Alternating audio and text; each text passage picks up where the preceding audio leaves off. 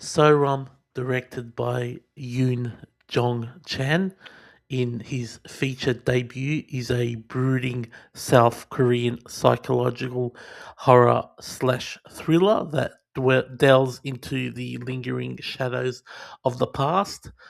A 30-year-old mystery resurfaces and takes over the lives of the people living in an eerie apartment complex.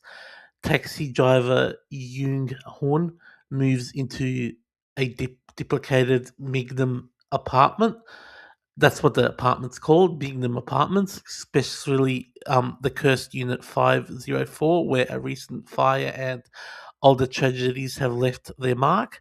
As he becomes entangled with his troubled neighbor Sun Yueng, a battered woman trapped in an abusive marriage, and other eccentric residents, buried secrets from decades ago begin to unravel, pulling everyone into a web of guilt, despair, and inevitable doom.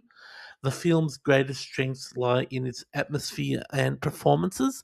The acting in this movie was superb, particularly from the two leads. Kim Myung Min delivers a quietly intense, emotional, detached portrayal of Jung Hoon, while sorry if I pronounced that wrong, but Yan Yin Young brings raw vulnerability and depth to Sun Yueng's character.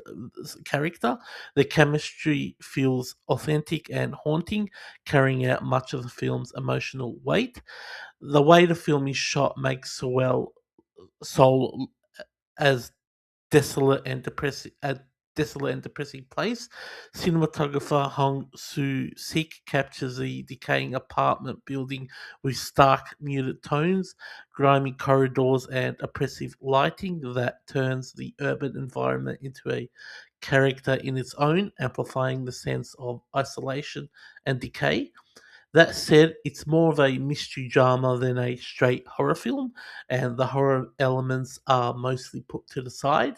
The scares are subtle and psychological rather than overt and supernatural, relying on tension, unease, and the slow reveal of human darkness. While this film approach suits the story's existential dread and commentary on broken lives and societal neglect, it can feel slow paced and restrained for viewers expecting more traditional genre thrills or jump scares. Overall, Sorum is an artistically bold, atmospheric slow burn that excels in mood, character work, and visual storytelling. Even if it's restrained in horror and deliberate pacing won't satisfy everyone, it's a compelling debut film that lingers in the mind long after the credits roll. So my rating for this movie is 3.5 out of 5. It's a strong, melancholic entry in early Korean cinema that's more thoughtful and character driven than outright terrifying, but rewarding for those who appreciate its quiet intensity. I have. I would also like to say I have been getting into Korean movies lately, so stay tuned as I will be reviewing more Korean horror movies shortly. But as previously stated, this movie is more of a mystery thriller than a straight out horror movie. So you should go into this movie expecting more of a mystery, but because it's so well acted that you're going to be so engaged in the story and the movie itself. So because of that, it's I would say it's a really good movie and it reflects the 3.5 rating I'm giving it.